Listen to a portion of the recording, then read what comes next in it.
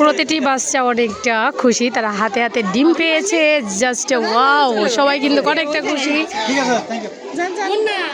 কৃতজ্ঞতা প্রকাশ করছি আমাদের ইউনো মহোদয়কে, কারণ প্রতিটি বাচ্চার হাতে ডিম দিল।